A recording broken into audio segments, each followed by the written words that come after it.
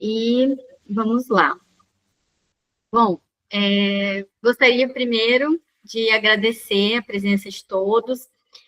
É sempre uma honra poder compartilhar com todos vocês esses conteúdos e poder ver um projeto que nasceu de forma tão assim simples, de uma ideia que eu tive de levar adiante esse compromisso relacionado ao conforto ambiental e depois às mudanças climáticas. Então, gostaria de começar falando em nome do Observatório de Clima Urbano, né, para adaptação e sustentabilidade da Universidade Federal de Mato Grosso do Sul, qual eu coordeno, que estou muito feliz de ter aqui mais um mini curso começando. E, bom, não vou me estender muito, a gente já tem uma mídia social ali do Observatório do Clima, é um projeto de pesquisa nosso, que está em andamento desde o ano passado. Um fruto que a gente já conseguiu colher é agora criar um grupo de pesquisa, né, um núcleo relacionado também a mudanças climáticas. Isso aconteceu agora no final do ano, em dezembro, então é bem novinho.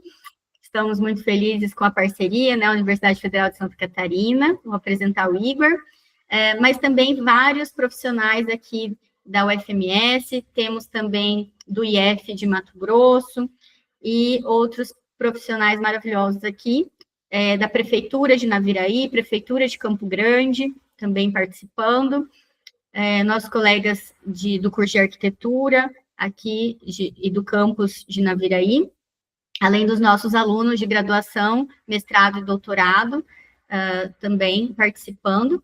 Então, eu vou apresentar um pouquinho do Igor, antes dele começar a falar do curso dele. O Igor, eu deixei uma colinha aqui, gente, porque é muita coisa, tá? Ele é doutorando, né, no programa de pós-graduação em Engenharia Civil, na Universidade Federal de Santa Catarina, onde ele também é pesquisador líder do grupo Avaliação de Sustentabilidade em Cidades e Edificações em Novos Climas, coordenado pelo professor Enedir Guise. Ele é pesquisador do grupo de pesquisa Gestão do Espaço Sustentável, também na Federal de Santa Catarina, e pesquisador do Cura Lab, que é Climate and Urban Resilience in Architecture Engineering Laboratory, que é na Universidade de Coimbra, Portugal, onde ele está no momento, e onde ele também é bolsista, né, do programa de doutorado sanduíche no exterior, até ainda o meio desse ano.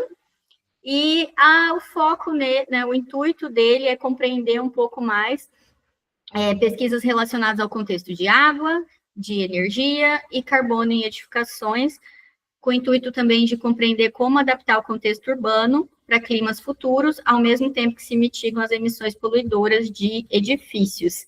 Então, resumindo, né, falando uma mini bio do Igor, é isso. Então, seja muito bem-vindo. O Igor já é membro do nosso projeto de pesquisa e também do núcleo. Então, fique à vontade, Igor. A gente combinou também a questão das perguntas, vocês podem ir deixando no chat. A gente vai ter 2 momentos para abrir para as perguntas e tudo mais. Então, fiquem à vontade. Agradecer novamente, Igor. Obrigado, Camila. Bom, eu entrei nesse projeto com a Camila já faz alguns meses, final do ano passado, e ele veio de uma parceria muito legal, assim, que eu estava buscando. Eu acho que de vez em quando a gente dá sorte, né, de encontrar certos caminhos que nos fazem fechar, enfim, pontos que a gente tem na nossa vida. Eu queria pegar esse meu projeto de pesquisa, esse meu doutorado, e fazer com que ele fosse mais replicável, que ele fosse mais apresentado para outras pessoas, porque desde o começo da tese eu sempre tentei fazer coisas que são replicáveis e utilizáveis pelos arquitetos e engenheiros brasileiros. Então, a Camila já apresentou minha bio, eu não vou me estender, também não é uma apresentação da minha tese aqui.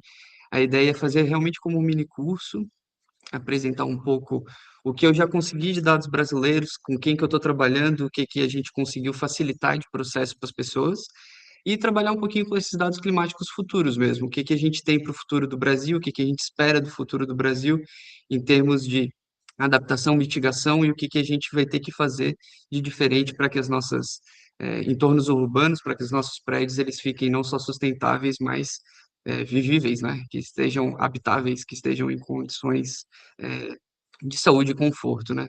Então, eu só vou botar esse slide aqui para poder falar a tese, né, minha tese. Então, atualmente, o título dela, à mercê de Deus de mudar aí, é o impacto das mudanças climáticas em edifícios residenciais brasileiros e os efeitos consequentes tem uma sigla aí, mas na avaliação ambiental.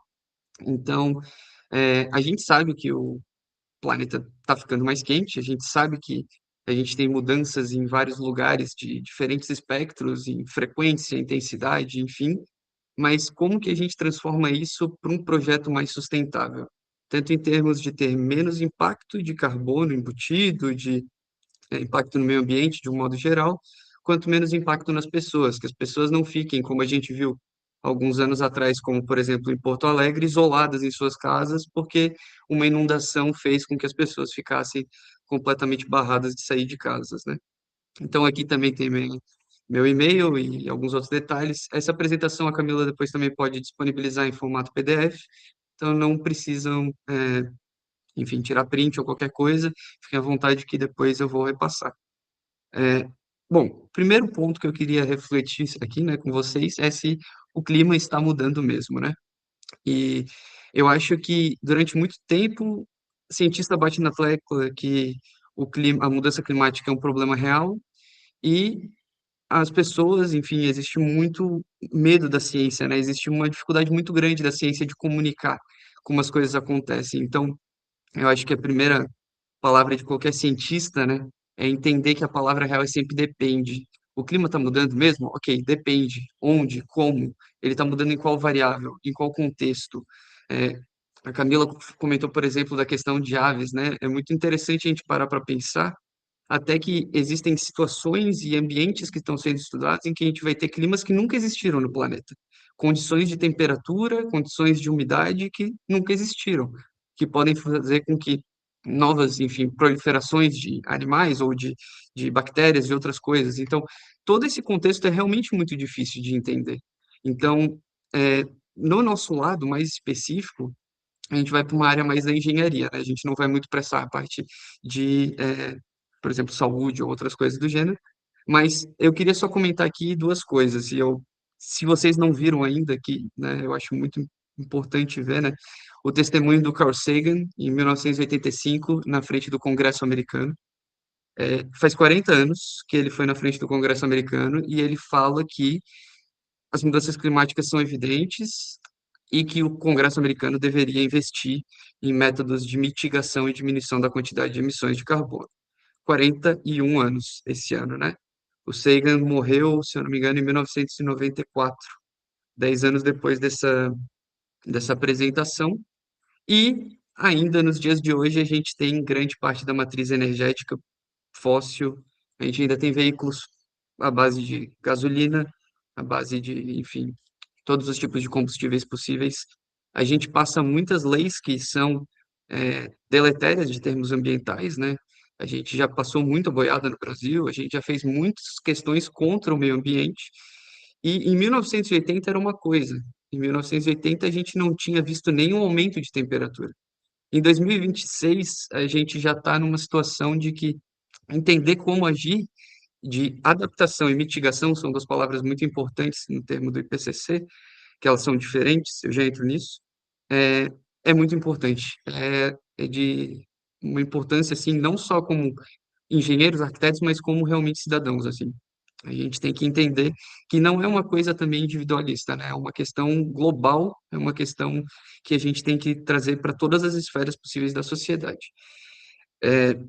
Mitigação é o termo que o IPCC vai dar de qualquer jeito de tentar diminuir o impacto dessa mudança climática. Então, em vez da gente chegar no 3,3 graus Celsius, a gente conseguir diminuir isso, a gente conseguir chegar num valor um pouco menor. A adaptação é quando você já largou para Deus, eu vou viver esse mundo, então como é que eu me adapto para eu sofrer menos nesse mundo?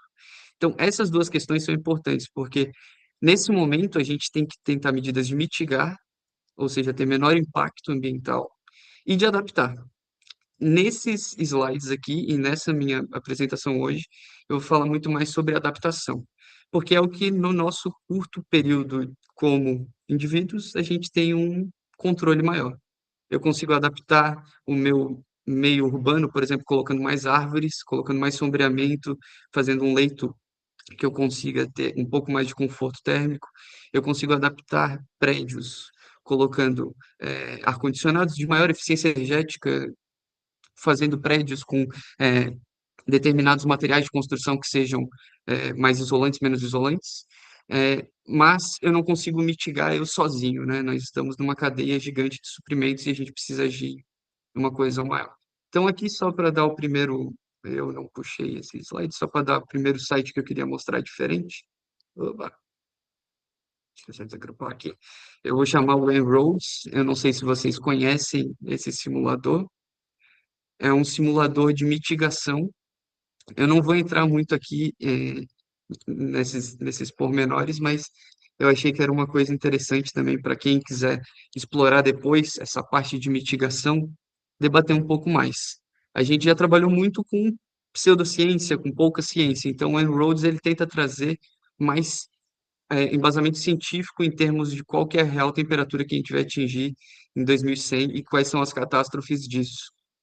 Então, por exemplo, se eu quiser saber é, qual que é o impacto de mudança de temperatura extremo, dias de calor extremo, por exemplo, eu consigo vir aqui e mostrar para vocês que se a gente não fizer nada, a região de Mato Grosso do Sul vai ter mais de 180 dias de calor extremo, né, que é aquele que está acima de 32 graus Celsius, em 2100. Se a gente fizer adaptações, como a gente pode mexer aqui embaixo, talvez a gente tenha um futuro um pouco mais harmonioso em termos, pelo menos, de conforto. Eu não vou entrar muito nisso porque, como eu falei, meus slides eles estão mais focados na parte de adaptação e não de mitigação. Mas eu deixo aqui como um pequeno adendo, por caso vocês queiram trabalhar com uma parte mais de compreensão de fontes de energia, o que que acontece se eu fizer uma maior subsidiação, por exemplo, de energias renováveis, quanto que isso impacta, como que eu vou ter essa demanda de energia gerada, isso tudo pode ser visto aqui. Então, voltamos para cá.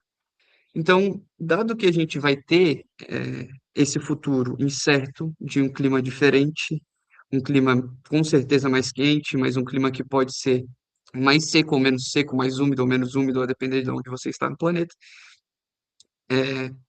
eu criei meu objetivo da minha tese, né? Que é entender, de um modo geral, como é que eu boto uma edificação no planeta, o que que ela usa de energia, o que que ela usa de material, o que que ela usa de carbono, de um modo geral, para ser construída, e como é que ela vai viver esses seus 50 anos. Botar um prédio no planeta é como botar um filho no mundo. Você constrói de um jeito, mas a gente nunca sabe como é que ele vai estar daqui a 25 anos. Muda completamente, o interior mudou, o que era um residencial virou um comercial. O que era dois pavimentos já estão querendo fazer um terceiro. Então as coisas mudam muito. E entender as vulnerabilidades, entender as situações que eu estou me expondo agora e no futuro, faz com que eu consiga ter mais riqueza em relação de diminuir potenciais elementos dolorosos, como, por exemplo, deixar alguém numa vulnerabilidade, deslizamento de terra, que é uma possibilidade que pode ter óbitos, pode destruir vidas, pode ter um, um dano grande para a sociedade. E entender também todos os processos que acontecem no meio disso. E no fim é a questão da honestidade do projeto, né? E respeito, né?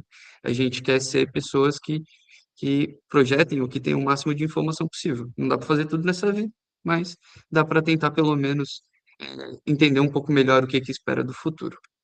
Então, aqui só algumas notícias ruins, né? Para dar uma alegrada na noite. É, a onda de calor na Espanha deixou mais de 1.100 mortos nesse último ano, assim, e as ondas de calor ano após ano aqui na Europa são realmente mortíferas, assim, para toda a sociedade, idosos principalmente. Em relação a enchentes, né, a gente viu agora em Minas Gerais, teve no Rio Grande do Sul, teve em São Paulo, teve na China, teve na Alemanha. Quando todo lugar começa a ter enchente e nunca teve enchente na vida, é que tem alguma coisa diferente acontecendo, né? Não é porque todas as pessoas responsáveis por hidrologia hidráulica erraram suas quantificações no planeta, né? É porque a gente tem uma mudança de como realmente esses fundamentos hidrológico-hidráulicos estão acontecendo. E a gente também sempre pensa só em coisas, né, mais humanas, assim, né? Mas também questões materiais, né? Por exemplo, aqui tem a destruição, isso aqui é o mais recente, né? Eu estou aqui em Portugal e mais recente a gente teve destruição de ponte, destruição de rua. Portugal ficou abaixo d'água durante um bom tempo, assim. É, até teve um estádio que ficou abaixo d'água aqui. Então, realmente são coisas que estão acontecendo em todo o mundo. Então, dado esse primeiro panorama aqui, só 15 minutos para poder explicar um pouquinho mais porque eu me aventurei nisso, eu vou explicar agora um pouco mais do que eu tenho de dados de climas futuros com foco no Brasil. Quando eu comecei minha tese, eu comecei pensando, eu vou fazer uma simulação, alguma simulação, vou simular alguma coisa. Gosto de simular, simular é legal. Atual e futuro no Brasil.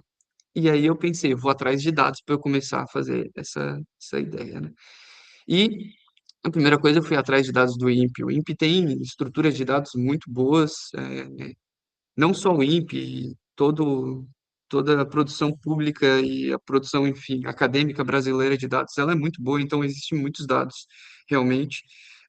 Mas cada dado a gente vai ver que tem a sua vantagem e desvantagem, e o que eu tentei gerar aqui, que também eu vou mostrar para vocês, também tem vantagens e desvantagens, como qualquer coisa na vida. E supre uma demanda muito específica que eu também espero deixar um pouco melhor, que é a de simular, e eu entro nesse aspecto depois. Mas então, só dando uma pequena explorada, né? De novo, esses dados vão estar todos disponíveis para vocês e toda parte. Esse aqui é o P-Clima do INPE. Ele mostra, por exemplo, para um conjunto de dados específicos, agora eles botaram o CMIP6, que é uma nova linha de modelos climáticos feita por estações específicas, por grupos específicos de pesquisa, né?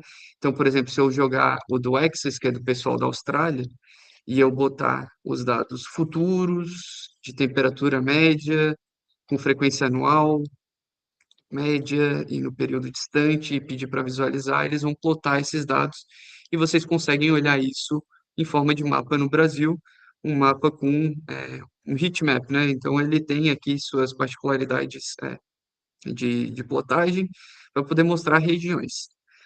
Eu gostei, eu acho muito bom, eu adoro o P-Clima, mas eu queria olhar cidade por cidade. E aí, no P-Clima até tem essa função, eu posso botar um ponto, por exemplo, em Florianópolis e pedir para analisar os dados de Florianópolis. Então, essa é uma possibilidade do P-Clima. Mas eu falei, não é bem o que eu quero. Então, eu vou atrás de outra ferramenta. E aí, eu volto para cá. Eu saí do P-Clima e eu fui para os dados do IPCC. Os dados do IPCC, eles são mais regionais ainda, mas como eu também estava procurando para algumas coisas aqui para a Europa, eu dei toda uma fuçada no que tinha de dados do IPCC. O problema dos dados do IPCC também, que nem tinha a questão do INPE, é a questão da espacialidade, né? É, requer ter um conhecimento também específico em relação a tudo que é mostrado por eles, e a maioria dos dados estão em inglês. Então, também é uma certa barreira de fazer com que esses dados sejam espalhados e utilizados pelo Brasil, e eles estão num formato bem específico, né? Então, também só para poder explorar isso um pouco melhor, o IPCC tem muito material interessante. Fica aqui como uma dica, caso vocês queiram olhar coisas específicas mesmo. Eu quero dar uma olhada no Atlas do IPCC para explorar como na região do Sudeste da América do Sul eu vou ter um aumento de temperatura dado todas as projeções possíveis. Então ele debate aqui quantos graus Celsius que eu vou ter de aumento, vocês conseguem puxar esses dados e plotar esses dados em outras formas, até exportar esses dados em alguns tipos de eh, arquivos, né, de formatos de arquivo mais comuns, mas, de novo, não supria o que eu queria. Porque eu queria fazer microsimulação com edifícios e, para isso, eu precisava de um formato específico. Então, eu cheguei nos dados do Climbra. Os dados do Climbra, que eu vou utilizar em algum momento nesses slides aqui, é do pessoal da USP. É, ele também é muito interessante, ele também usa os dados mais atuais possíveis, mas ele também tem uma dificuldade na questão do formato. Se vocês entrarem no Climbra e forem dar uma olhada em todo o processo aqui que eles têm de dados para baixar, vocês vão ver que os dados do Climbra, eles são dados do formato NC. NC é um formato que eu não sabia o que que era, eu fiquei com medo, joguei no Google, perguntei para minha tarô como é que eu mexia, ela me ajudou, e aí depois de eu conversar um pouquinho junto com o bailarim também, eu consegui entender como mexer nesses dados para deixar eles um pouco mais amigáveis e gostosos, como por exemplo um CSV. CSV eu sei o que que é. Se vocês não sabem o que é um CSV, é tipo um Excel. É um Excelzinho. É os dados em tabela, bonitinho. Então, muito mais fáceis de usar. Quem trabalha com GIS talvez goste de NC. E talvez quem trabalhe com outros dados específicos também goste disso, mas no meu caso, para o que eu queria de projeção, eu não consegui usar esses dados. Então, fui atrás de mexer eles também para um jeito um pouco melhor. Então, isso é só para mostrar para vocês como existem, né, outras alternativas, existem modelos de cursos, desculpa, de dados climáticos futuros brasileiros, tanto para temperatura, velocidade do vento, radiação, chuva, tem de tudo. Mas cada um deles vai ter aquele caminhozinho difícil de conseguir entender entre como o dado foi feito, onde que ele está, quem que criou, quando criou, criou com base no quê, né? Então a gente quer também que todos os dados tenham um respaldo científico, né? E tenha uma metodologia muito sistematizada de como aquilo foi feito, para evitar que eu puxe um único modelo e eu fale, olha, esse modelo diz que vai ser horrível viver no Brasil. Vão embora. Não, não, calma. Vamos olhar todos os modelos, vamos entender as espacialidades, vamos entender o que está acontecendo em cada um, para entender também o que dá para a gente projetar e principalmente, de novo, desde o começo, né, o objetivo principal, adaptar as nossas cidades e edifícios para que eles estejam em linha, né, com esse nosso futuro esperado.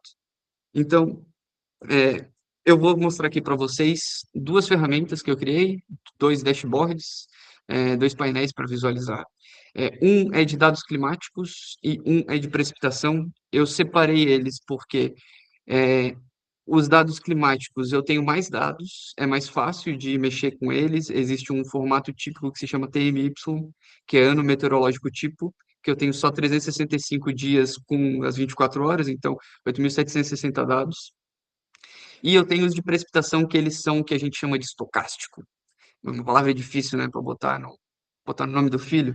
Estocástico é uma coisa que é randômica, é aleatório. Eu não sei se vai chover amanhã, se não vai chover amanhã. Eu tenho um chute, né? Eu tenho um norte. Eu sei que chove mais ou menos tanto num ano. Eu sei que chove mais ou menos tanto em 5 dias no máximo num lugar. Mas ele é randômico, ele depende de uma série de coisas muito específicas que são difíceis de prever. Até por isso que previsão do tempo erra em qualquer coisa que seja mesoscala, né? A gente acerta até 5 dias, acerta no clima, nas tendências gerais, mas assim, o médio ali é bem complicadinho. Então, como esses dados eles são estocásticos, né? Eles são aleatórios, então eu puxei outros dados, é que eu puxei os dados do Climbra para poder fazer essa análise. Então, eu vou começar explicando sobre isso. Em geral, o que eu vi necessidade e o que eu tentei fazer aqui é o que a gente chama de serviço climático, que é pegar uma coisa complexa, que é uma mudança climática, um dado gerado em um formato esquisito, uma coisa hiper detalhada e complexa e científica e difícil de visualizar, e transformar ele para um propósito específico, que seja aceitado com o objetivo de avaliar um clima futuro, né? Então, com isso, e junto com o professor Enedi, em 2024 e 2025 a gente escreveu o projeto de pesquisa do Ascense, que se chama Avaliação de Sustentabilidade em Cidades e Edificações sob Novos Climas. E esse QR Code aqui, ele leva para o site. Em 2025, ano passado, eu criei um site para deixar tudo organizado e adaptado. Então, esse é o site. Se vocês quiserem depois, podem dar uma lida melhor. Tem um sobre, que explica todo o projeto e todo mundo que está trabalhando nele. Tem toda a equipe que trabalha nesse projeto, que já fez vários artigos. É, tem as ferramentas, que é o que eu vou explorar um pouco melhor hoje. E também tem nossos artigos, caso vocês queiram citar, em algum trabalho de vocês, para ganhar citação. Não, mentira. Mas tem todos os artigos aqui, caso vocês queiram ler, para entender um pouco mais do que a gente já conseguiu visualizar, né, de impacto de mudanças climáticas em cidades e edificações. A gente separou esses artigos em 6 dinâmicas, né? Então, termodinâmica e condicionamento térmico, impacto dessas mudanças climáticas em como que a gente está se sentindo, tanto em questão de conforto, em uso de ar-condicionado, em qualquer coisa que envolva ali temperatura e o usuário, né? Então, basicamente isso. Precipitação e captação da água da chuva. Se Deus quiser, em até 30 dias vocês veem aqui um novo artiguinho bem legal sobre isso que a gente fez também, sobre o impacto de precipitação e captação de água da chuva no Brasil em climas futuros. Aquecimento de água também é um negócio que eu não sei por que eu gosto, e aí eu tenho pesquisado bastante, então, se vocês gostam disso também.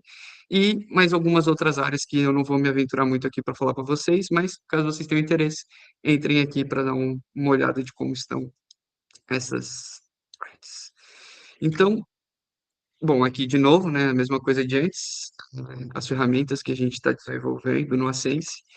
É, de novo aqui, só uma simplificação de cada um deles, mas eu vou focar mais aqui nesses dois primeiros, que é, então, um debate sobre conforto térmico externo, a gente entra nisso, com base nesses arquivos climáticos futuros, então, esses TMYs que eu falei, Typical Meteorological Year, ano meteorológico típico, futuro, ah, e os dados de precipitação futura para as principais cidades do Brasil. Então, nesse momento, a gente vai entrar nesse. Quando eu terminar esse aqui, eu vou puxar para dúvidas. Então, é, se vocês já tiverem dúvidas, enquanto eu vou falando um pouco sobre ele, vocês podem ir comentando no chat aí, se não tiverem dúvidas também. Depois, se tiverem em algum outro momento, pode mandar também por e-mail, que daí eu comento mais em específico. Mas também explorem esses dados, explorem os dashboards, explorem o site, porque tem bastante coisa ali dentro que precisa ler um pouco mais, né? Acaba sendo um pouco mais denso, né? Então, a ideia da ferramenta, como eu falei, ela tinha um propósito muito específico. E esse propósito específico, ele vem de uma norma brasileira chamada NBR, numerada NBR 15575, né? A norma de edificações habitacionais de desempenho. Então, em 2014, a gente lançou no Brasil uma norma que diz que a gente precisa atender desempenhos mínimos em edifícios. Então, se jogou lá uma norma, era um marco, né? A gente não pode mais entregar um caixote quadrado fechado e falar que é um edifício. A gente precisa atender, né, alguns limites de desempenho. E dentre essa série de regras de equações, uma delas é o desempenho termoenergético, né? Então, o desempenho térmico da nossa edificação, que é se eu não me engano, agora, capítulo 11 da 15575.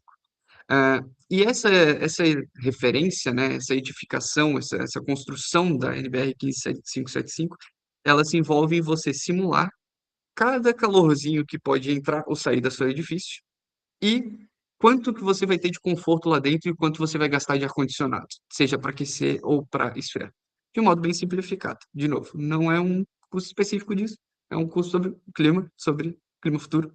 Então, cada um tem seu uso específico. Eu vou trabalhar aqui sobre os TMY, que é o Typical Meteorological Year, que é o ano meteorológico típico futuro. Mas, se vocês tiverem outros usos, por exemplo, a Camila comentou que ela simula muito microclimático, mas com outros softwares, né? Então pode ser que tenham outros formatos, tenham outras condições, tenham meandros assim, né? Eu fui com um propósito bem específico, mas que a gente pode sempre adaptar para cada tipo de uso, né? Então, a ideia geral da 15575, depois de muitas evoluções e muitas construções, e o artigo que descreve muito bem isso é o artigo da Krelin et al., 2023, que é do pessoal do LabE, que descreve como é que foi feito esse projeto de norma, né? Mas, de um modo geral, sendo bem direto, né? A gente basicamente calcula três indicadores. Meu Deus, consigo marcar aqui? Deixa eu marcar. A gente calculou PHFT, que é o percentual de horas em uma faixa de temperatura. Então, a gente calcula quantas horas que a gente vai estar dentro de uma temperatura de conforto dentro do meu prédio. A gente calcula o CGTR, que é a carga térmica de resfriamento, é a quantidade de calor que eu tenho que tirar para ficar dentro também de certas condições de set point, e a carga térmica de aquecimento. Obviamente que a norma tem um monte de diretriz a mais, um monte de característica de simulação, tem detalhes sobre a ferramenta que usa, que normalmente a gente usa o Energy Plus, mas aqui o importante é só vocês entenderem que tem esses três requisitos e essa modelagem. Então, a ideia da minha ferramenta era criar arquivos climáticos futuros para que eu pudesse fazer essas análises. Então, aqui só mostrando para vocês um exemplo, né? Aqui embaixo tem o artigo que eu comentei. Então, se vocês quiserem usar esses arquivos climáticos futuros para esse tipo de análise, análise da 15575, análise de conforto, análise de, enfim, quantidade de ar-condicionado que eu vou estar usando, eletricidade por ar-condicionado, tem bastante trabalho nessa linha e que vocês, com esses arquivos climáticos futuros e essa ideia de trabalho, vocês conseguem fazer análises específicas, né? É, e quando a gente vai fazer esse tipo de análise, a gente tem que, então, conseguir um arquivo climático futuro. Como é que a gente faz isso? A gente tem, basicamente, hoje em dia, dois sites. É um site só, né? Mas, enfim, que ele pode ser mostrado em dois jeitos, que a gente costuma usar, né? Que é o Climate One Building. Climate One Building que é mantido pelo... Ah, meu Deus, não vai carregar. Deus é pai. Eu vou tirar o Você VPN. ia falar que é pelo Andrew Marsh? Será que Eu travou? voltei. Eu voltei. Voltou? Tá bom. Voltei. É que eu acho Eu que o acho que você ia VPN... falar do site, não sei se é mostrado do Andrew Marsh. Eu tenho também ele ali que eu ia mostrar, mas o Climate One Building tá fora do ar, porque eu quis mostrar. Bom, o Ladybugs ele funciona. O Ladybugs ele usa basicamente os mesmos arquivos climáticos do Climate One Building. Então vocês aqui têm o mapa, então vocês podem, por exemplo, olhar. Deixa eu ver, eu não posso fazer feio, viu? Santa Catarina, Paraná, mas sem marcação é complicado, né? São Paulo aqui, dá para roubar, tem Mato Grosso do Sul. É, Aqui. Então, por exemplo, Juti, não, vou botar aqui é Naviraí. Naviraí que usa Itaquiraí, né? Se eu não me engano. É isso? Não. É esse o mais perto? Ou é o É, de baixo? pode ser. Aham. É esse daqui, né? É. Então, se vocês quiserem, por exemplo, baixar o arquivo climático do Climate One Building, que por algum motivo está fora do ar, devem estar fazendo manutenção, vocês viriam aqui, clicariam para baixar e vocês baixariam esse arquivo climático. O arquivo climático, ele é só um botão, né? É só um arquivo, é só um único repositório. Vocês não têm como visualizar ele direito, né? Então, era por isso que eu trouxe aqui o nosso querido Andrew Marsh. É, Camila já deve ter comentado com vocês, quem já trabalhou com alguma parte mais dessa de conforto, de visualização, mas ele tem vários aplicativos, por exemplo, um deles é esse Weather 3D aqui. Então, se eu venho aqui e baixo o meu arquivo de Itaquiraí, eu vou só abrir o zip e tirar o EPW. Deixa eu fazer assim. Quem sabe faz ao vivo. Igor, eu E vou só aí, te interromper, que nem todo mundo é de Naviraí. É como a gente está no interior, do interior de Mato Grosso do Sul, viu, pessoal? Por isso que o Igor falou assim: vou pegar Itaquiraí, que é perto. É porque a gente não tem uma base oficial aqui em Naviraí ainda, né? Então, por isso que ele está pegando dados de uma cidade vizinha, bem próxima, que é o dado que ele está inserindo ali, nesse aplicativo gratuito. obrigado, Camila. Eu só joguei, né? Uma cidade qualquer, desculpa. Mas é só para mostrar para vocês aqui uma visualização, né? Uma possível visualização. Então dá para ver algumas características. Eu posso mudar entre variáveis. Eu posso ver como que funciona a temperatura de bulbo seco, ver como funciona, por exemplo, radiação, para eu ter uma noção dos dias do mês que vão ter mais radiação nesse meu modelo. Eu posso também botar umidade relativa, enfim. Mas percebam que é sempre um formato complexo, né? Eu estou trabalhando com dias do ano, horas do dia, tem uma certa sazonalidade, né? Em todo o meu formato. Então, a, a umidade relativa, ela é maior muito por causa da diminuição de temperatura, né? Durante a madrugada. Então, todo esse fluxo aqui, ele impacta como eu vou ter conforto na minha edificação, né? Então, entender isso é importante. E entender esse tipo de visualização é um passo primordial para quem faz aquele tipo de simulação que eu falei, usando, focado na 15575. Então, esse tipo de simulação, né? Mas, esses dados, eles são históricos. Existem dados futuros no Climate One Building, que foram gerados pelo Matheus Brast, é, do ABE, da UFSC, é, e tem os dados que eu vou mostrar aqui para vocês que eu também gerei. Todas essas opções são sempre dados futuros que tem como base algum tipo de instituição que está fazendo uma projeção e que entendeu a dinâmica local de cada região do Brasil. Então, também são dados bons, também são dados que seguem uma metodologia muito robusta de produção. Então, vai de como vocês quiserem explorar esses dados, né? Então, no meu caso, o que eu fiz foi utilizar um programinha chamado Future Weather Generator. É o programa do meu orientador aqui em Portugal. Ele basicamente, ele tem uma interface meio assustadora assim, mas basicamente você seleciona um arquivo climático futuro, bota uma série de características e detalhamentos que depende do que você quer. Depende se você quer selecionar um modelo específico, se você quer que seja uma média de modelos, se você quer que ele use por exemplo, ilha de calor urbano, ele tem um pré-processamento de ilha de calor urbano também. Você pode também fazer anos atípicos, por exemplo, anos que eu tenha uma temperatura maior em desvios padrões no verão ou no inverno, para cima ou para baixo, é, e tudo isso para você gerar possibilidades futuras, certo? Então, a primeira coisa que eu fiz foi, para facilitar o mundo de todo mundo, eu peguei e selecionei tudo, todo mundo que estava aqui. E aí eu vou me achar aqui, cadê? É esse, não é esse, é esse, não é esse, é esse. Achei. É esse aqui. Então, e eu gerei todos esses arquivos para o Brasil. Então, se vocês não quiserem rodar para todas as cidades do Mato Grosso do Sul, vocês podem vir e até aqui e baixar todos os arquivos para o Brasil, que eu já tenho eles todos organizados aqui, 1.2 gigabytes, todos bonitinhos, um embaixo de outro. Ah, e o que que tu usou para gerar eles? Então, todos esses detalhes aqui, eu usei todos esses arquivos, esses modelos climáticos, usei características específicas do Future Weather Generator, que eu já vou explorar um pouquinho, é, e eu gerei esses arquivos climáticos futuros. Mas, de novo, tudo com propósitos específicos nessa vida. Então, vamos ser parcimoniosos, vamos cada um devagarzinho, né? Então, vamos primeiro explicar o que que são os modelos do CMIP6, e aí depois eu mostro para vocês é, a ferramenta final e o que efetivamente ela simplifica nesse processo.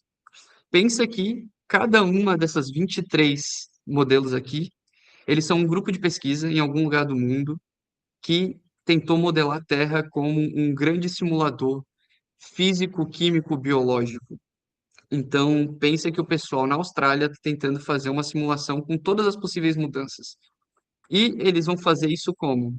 Eles vão se juntar, vão pegar um supercomputador, vão pegar todas as assumptions deles, todas as configurações que eles têm para fazer com que o planeta funcione dentro dessa junção de processos físico-químicos e biológicos, e vão entender o que que o aumento de gases de emissão de efeito estufa na atmosfera fazem com que o planeta mude.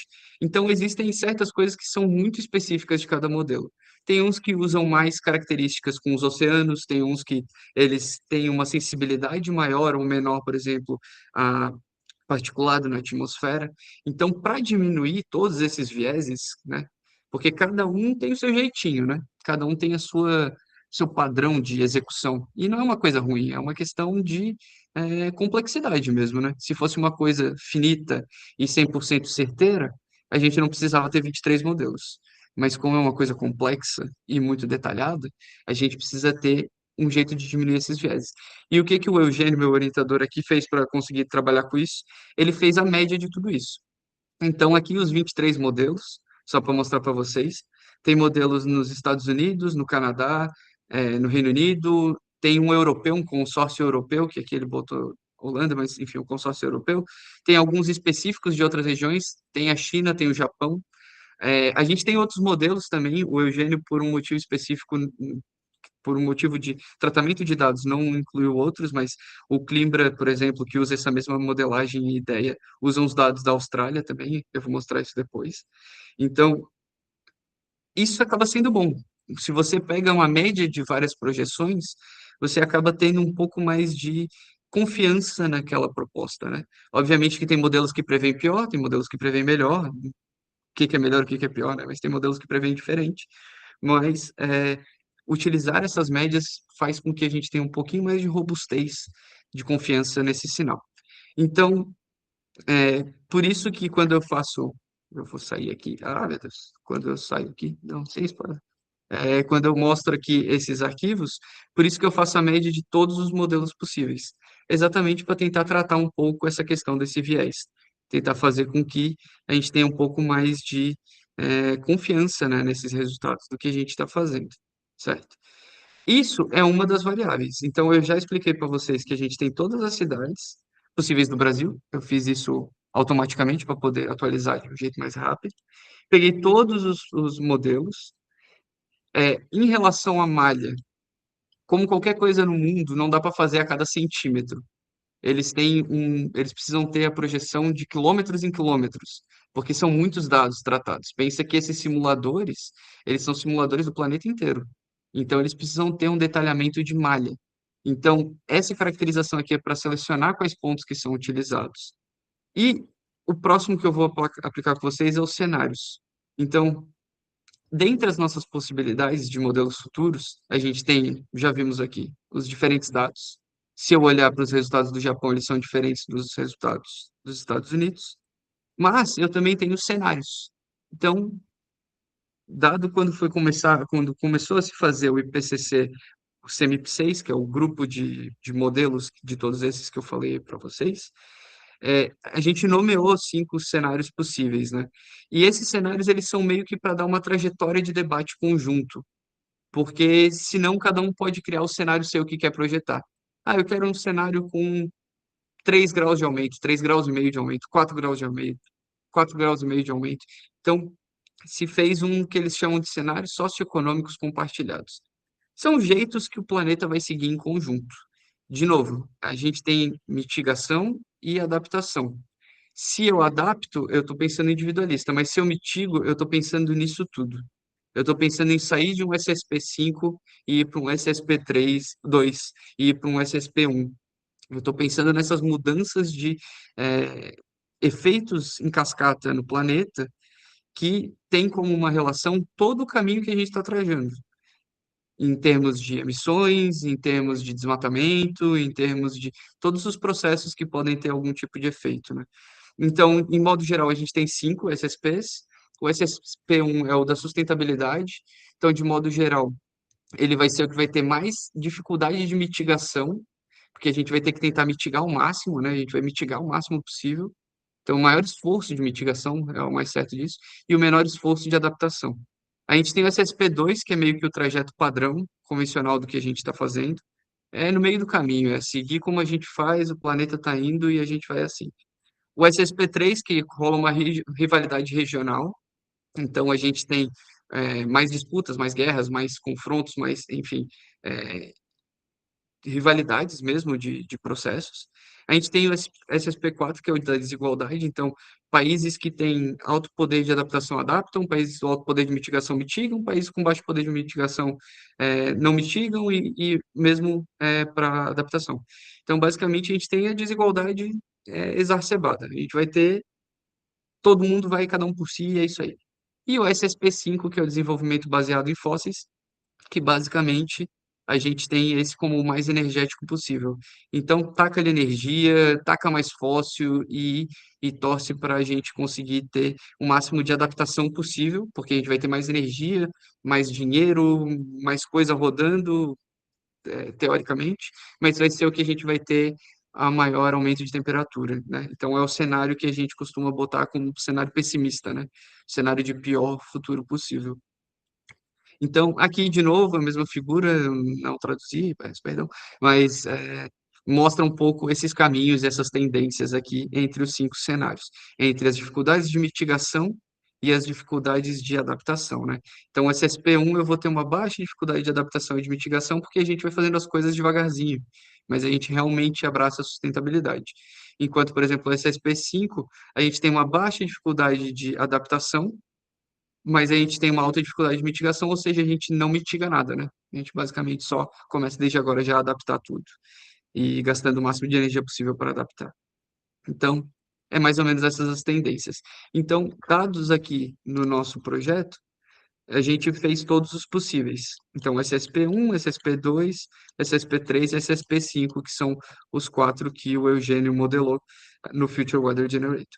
Então, para a gente só finalizar aqui, antes de mostrar a ferramenta, a ideia foi fazer essas projeções, tentar entender as tendências, convergências, incertezas, e, de um modo geral, projetar de um jeito que a gente pudesse é, mostrar o que que vai acontecer no futuro no ambiente construído brasileiro.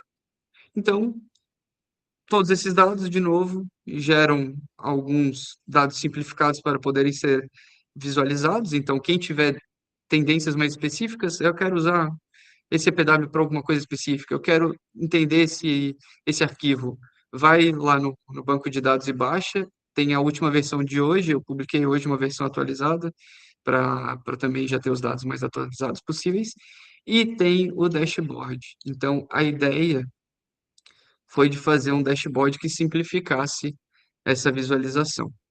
Então, para quem não conhece, eu acho que a maioria deve conhecer um contexto de um dashboard, mas o dashboard ele é basicamente um jeito de facilitar a visualização de dados. Então, ele funciona como se fosse. Opa, eu abri errado. Ele funciona como se fosse é, um grande Excel. Um Excel que eu tenho todos os meus dados consolidados, é, direto para ser visualizado mesmo. Então, por exemplo, se eu abro o meu dashboard e eu pesquiso por Campo Grande, eu tenho os dois arquivos climáticos de Campo Grande. Eu posso selecionar o Aeroporto Internacional de Campo Grande, que é uma estação meteorológica que fica na própria cidade. E conforme eu for explorando esses dados, eu consigo visualizar tendências futuras para as principais variáveis climáticas que eu tenho. Então, com o Future Weather Generator, eu posso ver o quanto que as coisas estão mudando. Então, a tendência de Campo Grande, ela tem uma amplitude térmica maior no inverno, mas ela tem uma média mais ou menos consolidada. E o que a gente espera para o futuro, como tudo esperado no planeta, é de um aumento de temperatura, né? Então, a gente espera que essa temperatura aumente. Essa temperatura vai aumentar em até 4,98 graus Celsius nesse modelo mais padrão, em média. Tá? Então, esse daqui é um jeito de vocês já conseguirem pré-visualizar quais são as relações que a gente tem de aumento mesmo de características em dados futuros.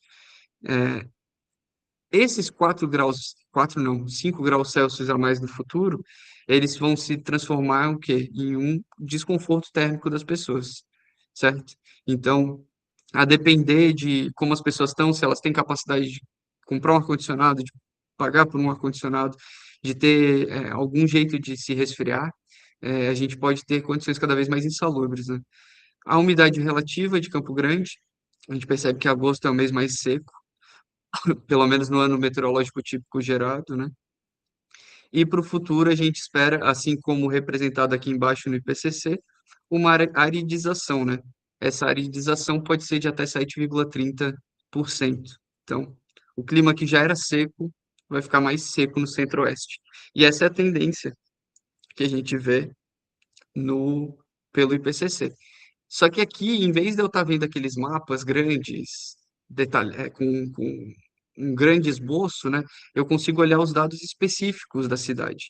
Então, isso me dá um pouco mais de robustez em fazer análises, em entender, olha, quantas horas no ano que eu estou acima de 40 graus Celsius? Quantas horas no ano que eu tenho que tomar cuidado em relação a, por exemplo, a população de rua, que vai estar exposta a temperaturas insalubres e que, se não tiver qualquer tipo de apoio, vai desidratar, vai se hospitalizar, muitas vezes vai morrer na mão da gente, né? Então, é, já fica tudo organizado para fazer a análise, exatamente, Camilo. Então, a ideia era tentar fazer esse tipo de debate, né? Vento, eu nunca entendi direito, vento muda em torno de toda simulação muda um pouco o vento, mas isso aqui acaba impactando um pouco também nas nossas análises, né? Então, de modo geral, a velocidade média do vento vai aumentar, e principalmente o que eles chamam de gusts, né, que são rajadas, né, rajadas de vento. Então, questões como, por exemplo, análise estrutural e outras características, em geral, no Brasil inteiro também estão mudando. Então, eu só coloquei aqui como um primórdio disso, né? enfim, análises mais específicas são importantes. E também a relação aqui de radiação, né? Então, a gente tem a relação de radiação, como que ela ocorre durante o ano, e tenho também para os dados futuros. É, com isso, deixa eu voltar para cá. Eu tinha feito, né, bora para o dashboard V2, porque hoje já tem a versão 2 para ser analisado. Então, a ideia é que vocês também explorem, vejam se cumpriu o que vocês queriam. Se não cumpriu, também a gente pode achar um jeito de fazer, né? Essa que é a questão, né? Primeiro vem a demanda, depois vem a execução. Então, saber que existe uma demanda por um tipo de dado específico é o que realmente faz as coisas rodarem, né? Quando eu conversei com o pessoal da USP, por exemplo, do Valarim, que depois eu vou mostrar na parte de precipitação, pesquisador que a gente tem parceria lá na USP de São Carlos, ele falou, cara, a gente faz a parte de hidrologia e hidrometeorologia, assim, tipo, a aplicação disso no contexto urbano precisa que alguém peça, né? Se ninguém pede o dado, não, eu não sei que precisa desse dado. Então, acaba sendo uma troca muito importante, assim. E isso começa sempre nesses mini cursos, nessas apresentações, né, a gente conseguindo ver que existem, né, esses dados, que existem esses meios, né? Então, ah, nesse momento surgiu uma ideia também, né? Se eu parasse ali na parte de radiação, eu estava fazendo mais ou menos o que o Andrew Morte fez, que era fazendo análise para clima futuro e clima atual, mas analisando os dados de um modo seco, né? De um modo mais olhando para as variáveis. Mas como eu já tinha todos os arquivos, eu pensei, por que que eu não aproveito e eu faço um cálculo simples, não um cálculo complexo, mas é um cálculo simples de conforto térmico externo na sombra. Tem que ser na sombra, porque eu não queria botar os dados de radiação, que eles são meio complexos, assim, de entender. Eles têm as suas particularidades de cada um deles, né? Mas aí eu fiz um modelo simples, que é basicamente usar os dados do TCI e do Discomfort Index. Vocês vão olhar para isso, vocês vão falar, isso não tem nada de simples, né? E não tem mesmo. Mas fica simples quando eu só pego uma função em linguagem de programação e eu digo, olha, usa essas variáveis aqui e calcula para mim. Então, de novo, eu chequei todas as coisas, a parte científica por trás tem artigo publicado que justifica tudo isso, mas eu calculei esses dois indicadores, o TCI e Discomfort Index, por meio desse programinha aqui, PyThermal Comfort, que é uma biblioteca em Python que calcula isso. Eu não vou entrar nos pormenores de novo, mas a ideia aqui, só para mostrar para vocês o debate, né, era entender o quanto a gente está saindo de uma condição de não ter estresse térmico e o quanto que a gente está chegando numa condição de ter um estresse térmico severo. Porque, de novo, políticas públicas e, né, decência. Se a gente está chegando numa condição que as pessoas vão morrer nas ruas, a gente precisa entender como fazer com que as ruas não matem as nossas pessoas. Então, a gente precisa entender se a gente precisa de baía de hidratação, se a gente precisa de espaço para as pessoas estarem mais confortáveis, se a gente precisa de lagos, se a gente precisa de árvores, se a gente precisa. A gente precisa entender se a gente não está simplesmente criando fornos ao céu aberto, né? Então, esse tipo de simulação começa com esses dados futuros e com essa ideia do conforto térmico na sombra, né? Então, com isso, eu gerei essa partezinha aqui, que daí eu vou voltar agora, tô deixando de onde aqui tá, eu não acho mais. Tá aqui. Aqui. Esse aqui. Então, eu vou passar aqui pro conforto térmico dele. Então, aqui. Perfeito. E, e aí eu gerei esses dados e eu caracterizei eles em percentual de horas no ano em que eles estão em sem desconforto, menos de 50% desconfortável, mais de 50% desconfortável, a maioria da população desconfortável, todos sentem estresse severo e o estado de emergência médica. E aqui na direita tem a classificação desse indicador, que diz que quando a temperatura desse indicador específico passa de 32 graus Celsius, a gente está em estado de emergência médica, o que significa que pessoas vulneráveis na rua, na sombra, podem morrer. Atualmente, Campo Grande não tem essa situação, que é uma coisa ótima. Se a gente chegar em 2080 no cenário atual, que é o cenário padrão, é o cenário que a gente não vai estar o pior futuro possível. É o futuro em que a gente só mantém o nosso status quo. A gente já tem um percentual de horas, algumas horas no ano vão estar nessa situação, com pessoas na sombra, na rua, sem estar com condicionamento térmico, em situação acima de 32 graus Celsius e com chance de ter uma arritmia cardíaca, de ter uma desidratação severa. Hospitais podem estar com muito mais gente dentro deles. Então, toda a nossa adaptação urbana tem que ser pensada para que a gente consiga não transformar isso em uma situação insalubre, que a gente não esteja realmente criando cidades que elas são somente para quem consegue estar dentro de um apartamento com ar-condicionado ao meio-dia do solstício de verão, quando for o horário mais quente possível, né? Que a gente consiga ter uma cidade que as pessoas possam andar, possam ter sombra, possam ter água, possam ter equilíbrio. Então, essa era a ideia principal, assim, dar uma reforçada e dar um debate um pouco maior nesse contexto. E a gente percebe que também, atualmente, 32% das horas são sem desconforto em Campo Grande. E no futuro, eu acho que esse valor é um pouco. O DI, o Discomfort Index, ele foi criado meio que para a Europa. Então, ele acaba sendo um pouco muito forte em relação a esses índices e ele não é muito universal. Então, por isso que eu também usei ele com cautela aqui e botar ele na primeira página, mas depois usar o TCI, que ele é um pouco melhor. Mas, em geral, para mostrar essa relação, né? Então, a gente vai ter pouquíssimas horas em conforto pleno, ou seja, menos que 21 graus Celsius nessa condição do Discomfort Index. Para o TCI, a gente tem o mesmo medidor, só que o TCI ele já mede também desconforto por frio. Então a gente percebe que a gente tem um percentual pequeno de desconforto por frio em Campo Grande, ainda tem um percentual pequeno de desconforto por frio que vai diminuir, porque como a média aumenta como um todo, a gente acaba tendo um pouco de benefício em de não ter condições insalubres para o inverno.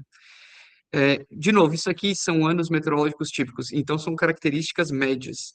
Então, eu ainda posso ter invernos muito rígidos que ainda produzam situações de desconforto extremo. Por exemplo, a gente teve o Laninha agora, né? Muito forte e um frio extremo em tudo, né? Todo lugar do mundo tava frio. Tava frio na Europa, tava frio. A gente não teve o verão mais quente de todos e mesmo assim teve a onda de calor aqui na Espanha que matou um monte de gente, né? Então, só para entender também que existem esses picos e particularidades do clima em termos de extremos, né? Mas aqui só para mostrar, então, sem estresse térmico atualmente pelo TCI, 74%, com estresse moderado, 20%. Então, Campo Grande é um lugar muito tranquilo de se viver, né? Tem aí 94%, 95% do tempo com estresse nulo ou estresse moderado, por tá um pouquinho quente, né? Um pouquinho mais quente que o padrão. E no futuro a gente já vê 20% de estresse forte pelo calor, que é a condição que eu tenho. O TCI, que ele já é organizado a partir dos valores também de umidade relativa e de velocidade do vento, um índice, né, de acima de 32 graus Celsius. Então, é como se fosse aí um- uma sensação térmica, né, de modo bem... Não é exatamente, né, mas é como se fosse. Então, a gente percebe essa dissonância, assim, esse processo de ficar mais quente e da gente ter mais desconforto térmico.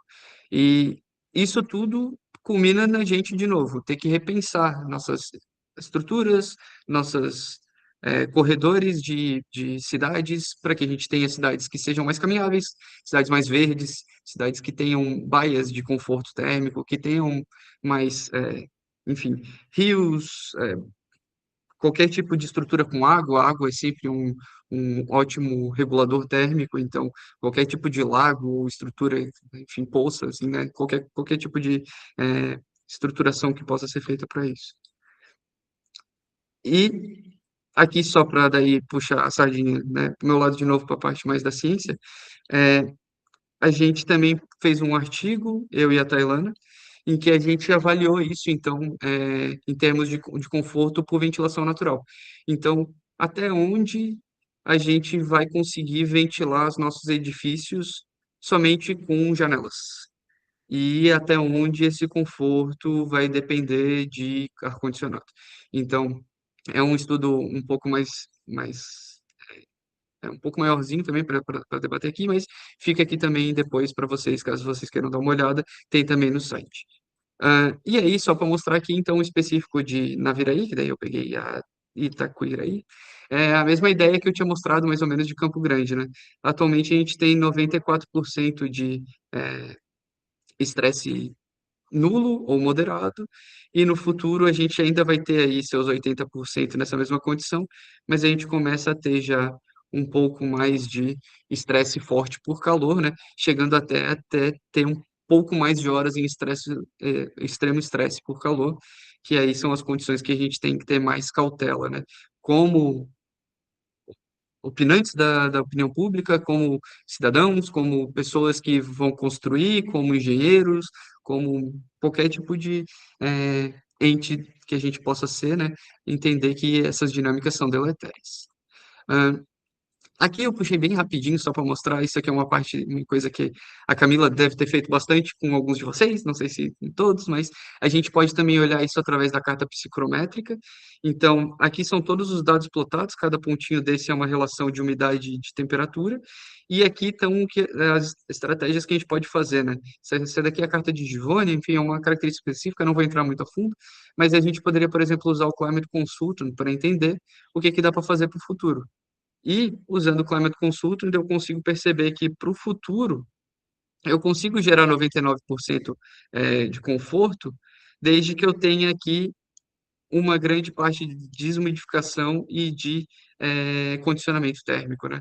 Então, como essas dinâmicas vão acontecer, é, é importante, né? Então, a gente percebe que, mesmo nesse ambiente futuro deletério, né, a gente ainda consegue conforto, mas eu vou precisar ter um condicionamento térmico, eu vou precisar ter aqui uma desumidificação, alguma outra estratégia relacionada à umidade relativa, e eu vou precisar, ao máximo, projetar do melhor jeito possível. Então, com sombras, eu botei em inglês, né, daí é um pouco, mas, com alta massa térmica, para eu poder perder esse calor, né, para que esse calor da noite não entre, com uma diminuição da quantidade de calor interno que eu estou gerando e com ganhos passivos solares, no caso só do frio, né? Então, todas essas condições aqui, só olhando um pouco aqui o Climate Consultant, né, a gente já consegue começar a ver isso. E só com o TMYX do futuro a gente consegue. Então, tendo esses arquivos climáticos futuros, eu já consigo começar a olhar possíveis estratégias. É, bom, desse primeiro ferramenta era isso. É, eu não sei se teve alguma dúvida, se a Camila quer fazer algum comentário. Bom, por enquanto a gente não tem, mas o William levantou a mão. Vou deixar o pessoal falar. Eu gostei muito, acho que você fez um apanhado de muitas coisas que a gente traz na graduação, em diversas disciplinas, no curso de arquitetura. E, claro, todo esse seu trabalho robusto de prospecção futuras, né, que é muito importante, muito relevante para esse momento que a gente está vivendo, né, diante do cenário atual. Então, vamos ver se o pessoal tem algumas perguntas e eu vou ajudando aqui pelo chat também. William, Obrigado, pode Camila. falar? Tá mutado. William tá. Aí, foi. Primeiro parabenizar o Igor, né? Foi, nossa, muito esclarecedor, assim. Eu não sou dessa área, mas eu sou curioso, né? E me veio algumas coisas à mente. Eu vi que bem lá no começo do texto é que a gente não tinha tempo, né, para ver tudo, mas eu vi até a CV, eu falei, tem coisa aí, porque eu estou no doutorado em agronegócios, eu tenho algumas formas de medir emissão de gás que eu sou mais familiarizado do que mapa de calor, essas coisas assim. Eu também uso mapa de calor, mas eu uso o SPI aqui, né? Mas, enfim, a minha dúvida era, considerando que não tem nenhuma base de dados, assim, consolidada brasileira, e que a gente vai usar médias, você acha que o fato de não ser dados tropicalizados, talvez, pode enviesar, assim, num cenário que não é o cenário brasileiro? Igual acontece na CV também, sabe? Não é nenhuma crítica, é só que, assim, a gente talvez, por exemplo, por que não está morrendo tanta gente no Brasil por calor? Porque talvez os dados que a gente usa, como você fez uma pequena menção, né? É dados muito mais similares ao crivo europeu do que o crivo tropical, né?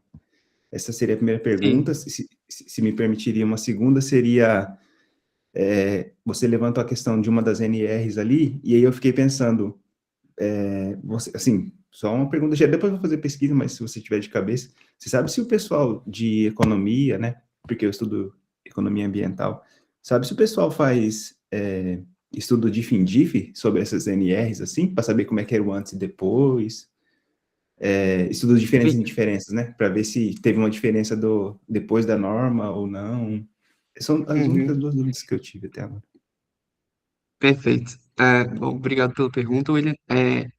A primeira pergunta, eu acho que com certeza tem viés das localizações onde esses centros de pesquisa estão localizados, né?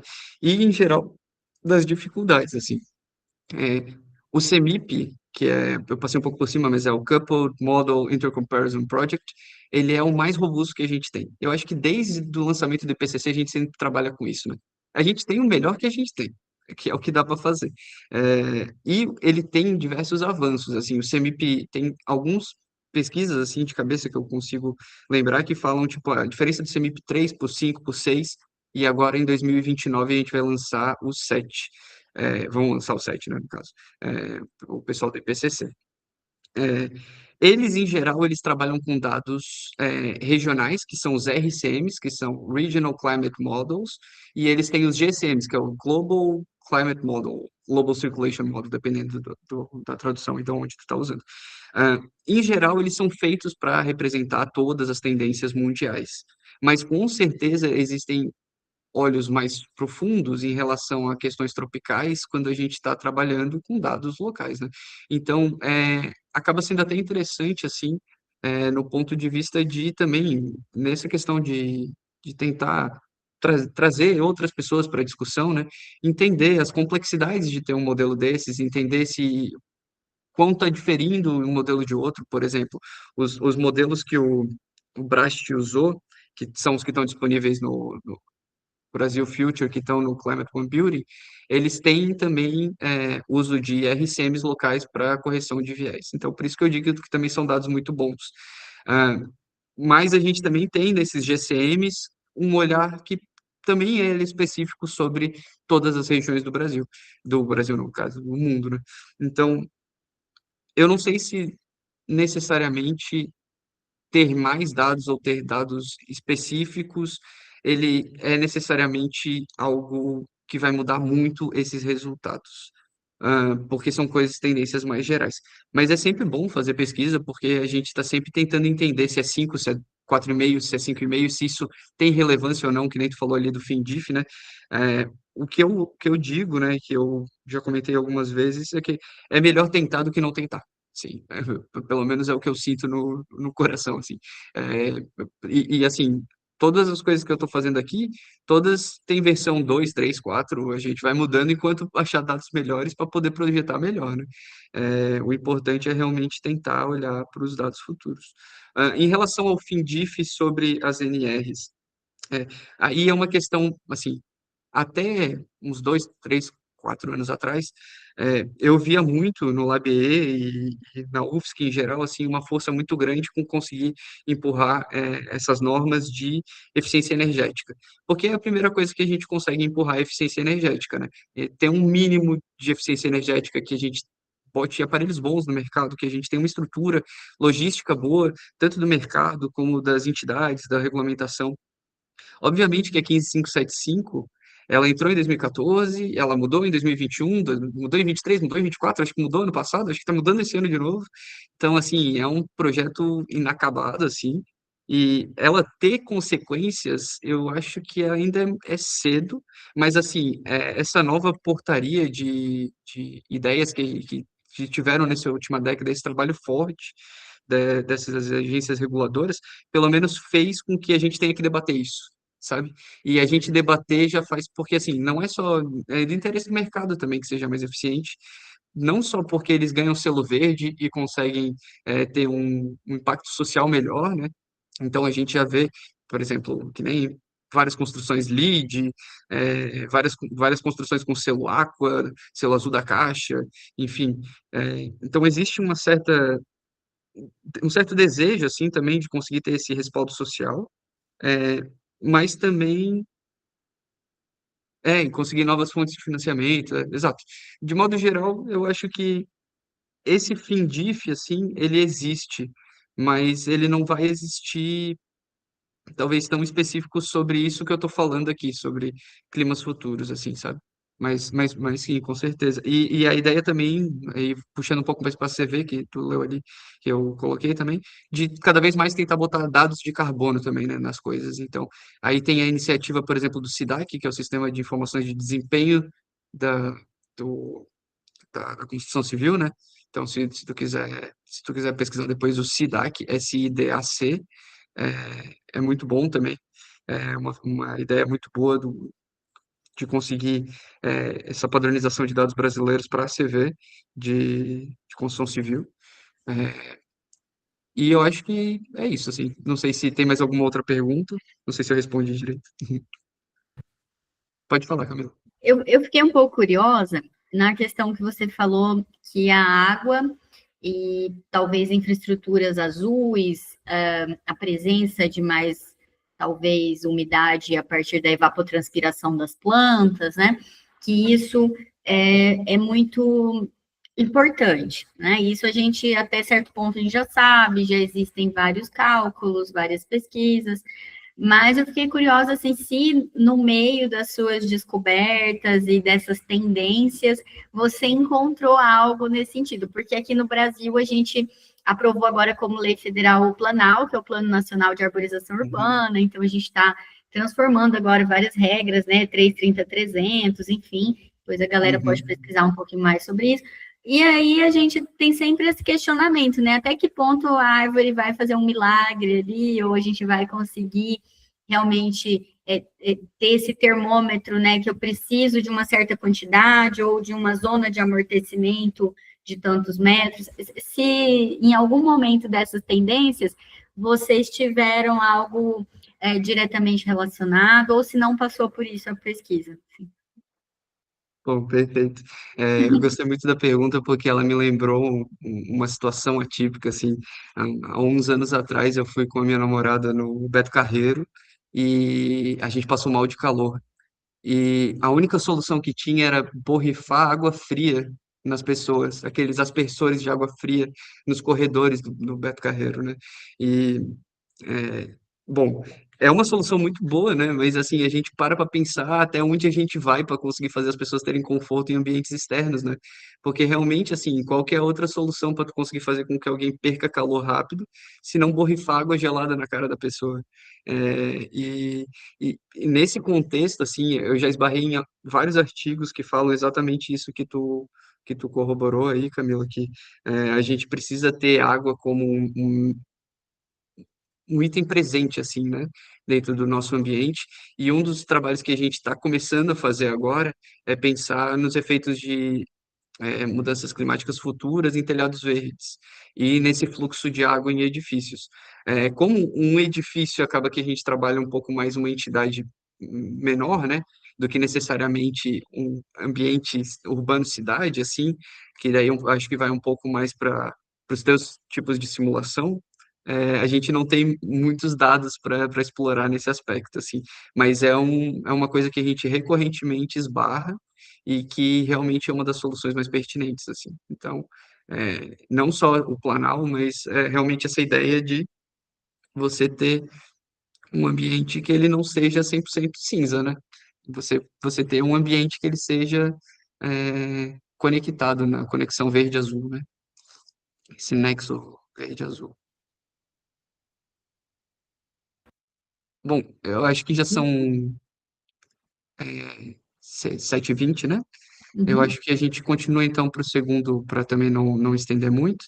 E aí depois no final, ou no meu e-mail depois, fiquem à vontade de mandar mais dúvidas.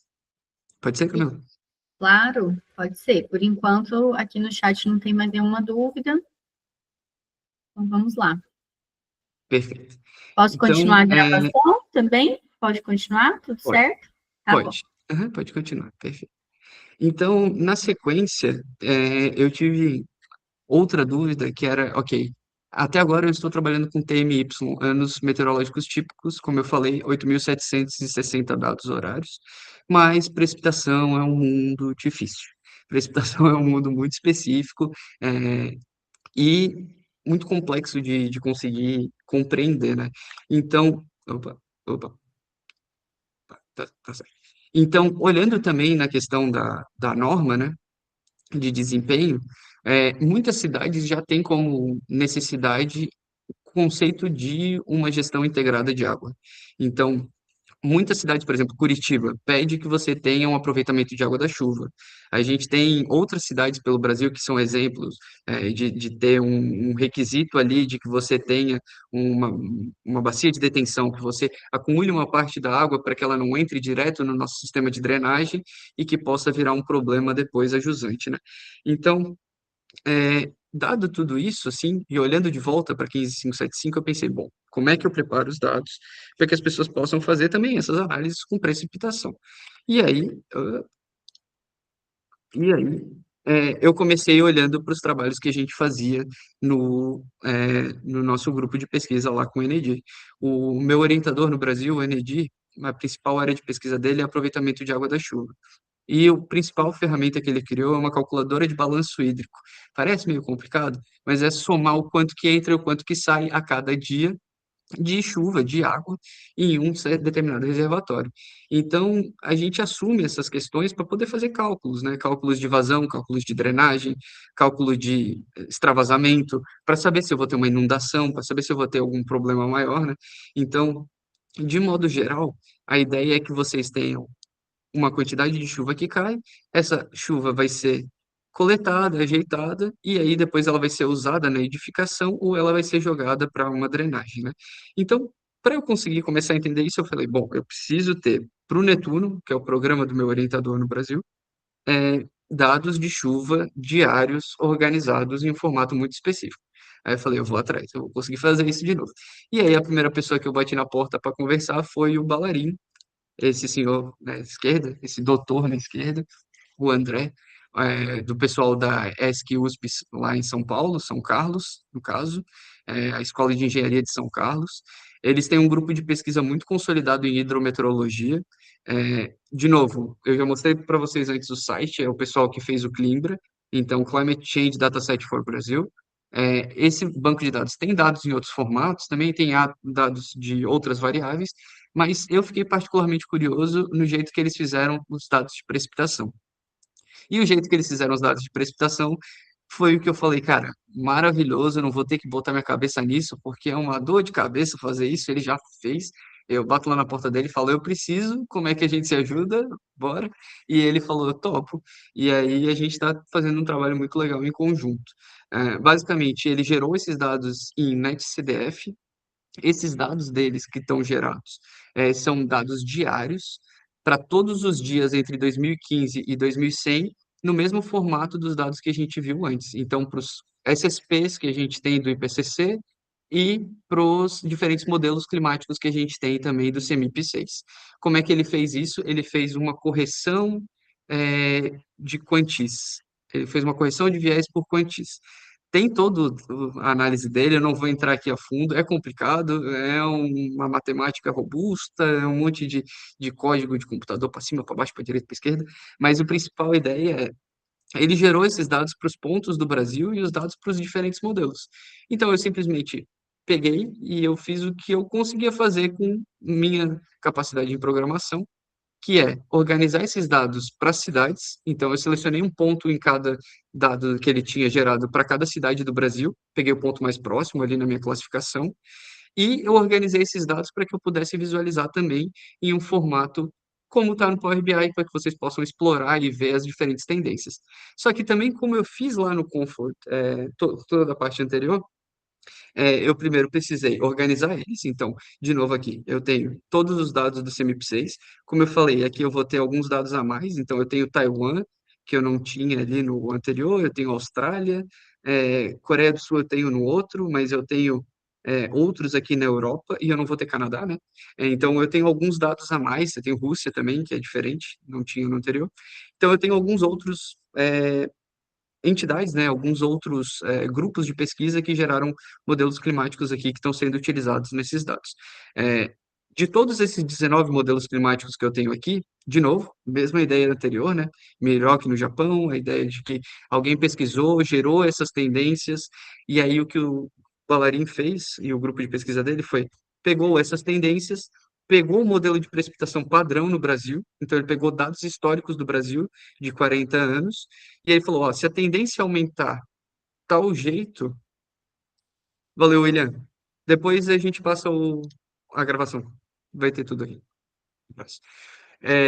E aí pegou essas tendências, e aí ele falou, bom, se a tendência é que tenha precipitação mais intensa, então a gente vai aumentar os quantis de precipitações intensas. Se a tendência é que eu tenha precipitações, maior quantidade de dias secos entre elas, que elas sejam mais esparsas, então a gente vai fazer essa esparsidade. Então, esses viés foram corrigidos no artigo dele, por meio dos dados brasileiros existentes, mas com as tendências de cada um dos modelos de CMIP6.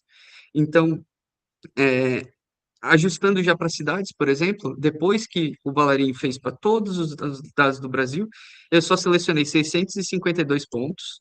Então, eu saí dos 11 mil que o Ballarin tem, que são 11 mil pontos para cada ponto no Brasil a cada 25 quilômetros, uma espacialidade gigante. Eu falei, não, só vou querer trabalhar com 652, que são um para cada cidade brasileira com mais de 50 mil habitantes. Então, eu fiz essa seleção de dados. Eu gerei dados mais simples, então eu trabalhei com dados que eu posso avaliar tanto no Power BI, no dashboard, quanto gerar eles em CSV, de novo, como se fosse um Excel, item a item, a precipitação diária numa coluna, para que eles pudessem ser usados para quem não precisa de um dado ponto .nc, né, um dado netcdf. Quem precisa de um dado ponto .netcdf, o trabalho do Valarin já fica aqui como indicação de um ótimo trabalho brasileiro com todos esses dados ali dentro do Climbra. Então, eu também cheguei e fiz o mesmo esquema que a gente tinha feito antes em todas as nossas análises. Publiquei no Zenodo, todos os arquivos estão disponibilizados do jeito que foi o mais simples possível à época. A gente também pode mudar, se atentem a novas versões, tanto do dashboard quanto desses dados, para a gente conseguir também ver, né, se tem outras demandas, outros interesses, etc. Então, aqui já voltando pro dashboard, então vamos dar uma olhada no que a gente tem de dashboard. Então, a ideia é a mesma da anterior. Eu peguei todos os dados base de climáticos futuros possíveis, eu selecionei uma demanda específica que eu tinha, fiz para todos os modelos climáticos que a gente teria disponíveis e tentei deixar o mais simples possível para serem analisados. Então, vamos de novo. Vamos ver. Acho que Naviraí, não sei se tem mais que 50 mil habitantes, acho que tem, né? Então, vamos. Eu acho que eu ofendi agora, né? Tem muito mais que 50 mil habitantes. Então, o dado mais próximo de Naviraí que a gente tem é esse grid point aqui. Existem alguns Não é muito problemas. mais, não, viu, Igor? Existem alguns problemas desse regrid aqui também. Isso são coisas que a gente debate nos artigos, mas eles pelo menos dão tendências, né? Então, a gente consegue visualizar algumas tendências legais para as cidades, né? Então, a primeira coisa que eu fiz foi, vamos classificar isso, né? Vamos sair de eu ter a precipitação dia a dia e vamos classificar. E eu classifiquei ela por meio de 9 índices, estão todos descritos aqui nesse quadradinho laranja, que é o PRCPTOT, que é a precipitação anual em dias, faltou ali, úmidos, né? O R95P, que são a precipitação total em dias acima do 95 percentil, então os dias muito úmidos, o RX1D e o 5D, que são as precipitações máximas em um dia em 5 dias, o SDI, que é o índice de precipitação diária simples, o R20 milímetros, número de dias de precipitação muito forte, o CDD e o CWD, o número de dias consecutivos secos e úmidos, e o índice de sazonalidade, que é basicamente o quão sazonal é num ano minha precipitação. De novo, assim, a ideia é passar o mais rápido possível, explorem, leiam, gostem, não gostem, né, enfim, trabalhem, vejam o que que é válido para vocês, o que que não é válido. Mas aqui o que a gente tentou fazer foi fazer um jeito de descrever, basicamente, né? Descrever como é que isso está caracterizado. Então, eu consigo comparar. Se eu sei quanto chove em um dia em Naviraí e quanto chove em um dia em Campo Grande, consigo comparar. Olha, a precipitação em um dia é maior em Naviraí. Então, aqui a gente precisa ter drenagem mais robusta, aqui a gente precisa ter uma cautela maior em relação aos nossos sistemas de controle de água, por exemplo. E aí você consegue comparar e entender as dinâmicas do Brasil, né? Então, sobre os dados históricos, então, Naviraí, uma cidade do Mato Grosso do Sul, acertei, com o código IBGE 5005707, caso vocês queiram aí anotar, por algum motivo.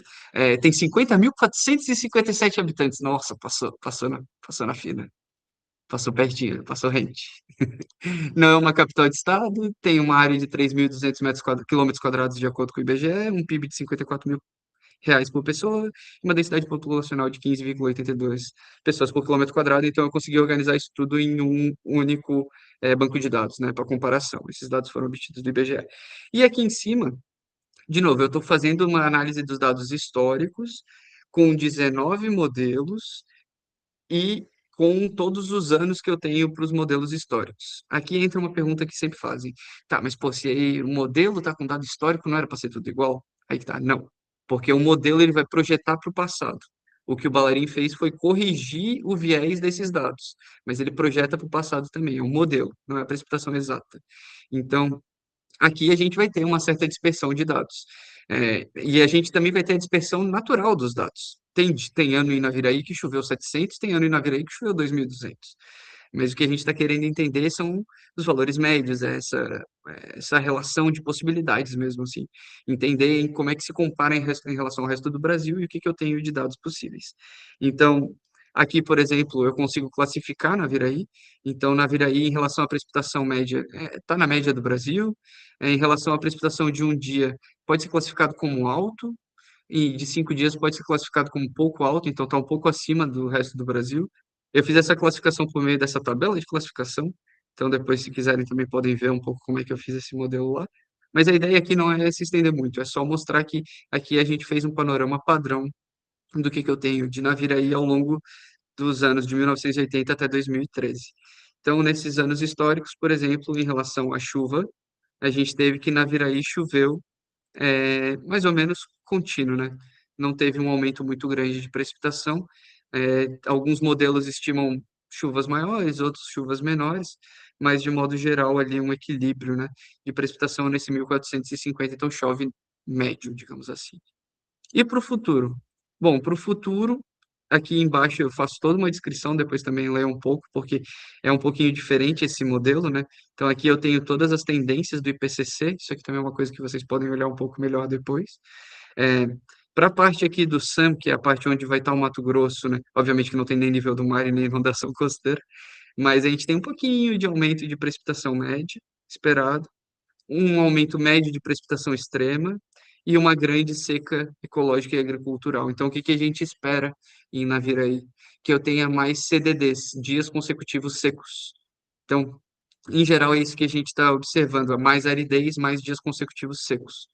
Então, se eu olhar aqui, tem de novo toda a classificação, mas eu não gosto muito dessa página, eu gosto da próxima, essa daqui, que eu mostro um comparativo. Então, eu consigo ver nesse comparativo que o número de dias consecutivos secos vai aumentar em média 3,28 dias. E no máximo, no pior dos modelos, aumentou até 16 dias.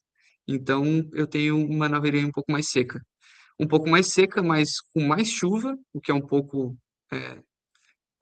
pouco mais. Parece um pouco contraditório, né? Mas entra nessa questão de que eu posso ter mais chuva acumulada, né? Chuva acumulada em eventos extremos. Então, é isso que a gente acaba vendo, assim, como tendência para todo o Brasil. Mas aqui eu consigo ter uma análise mais específica, né? Então, eu consigo olhar no recorte de Naviraí, ou no recorte da cidade de vocês, onde quer que vocês estejam no Brasil, se a sua cidade tiver mais que 50 mil habitantes, que foi um limitador ali de execução. Mas, de modo geral, nesse contexto, né? Então, eu tenho esses mesmos dados também para o PR, para o SSP5 aqui, né? E aqui eu gosto de mostrar também que, assim, eu não confio, como o William tinha comentado no anterior, né?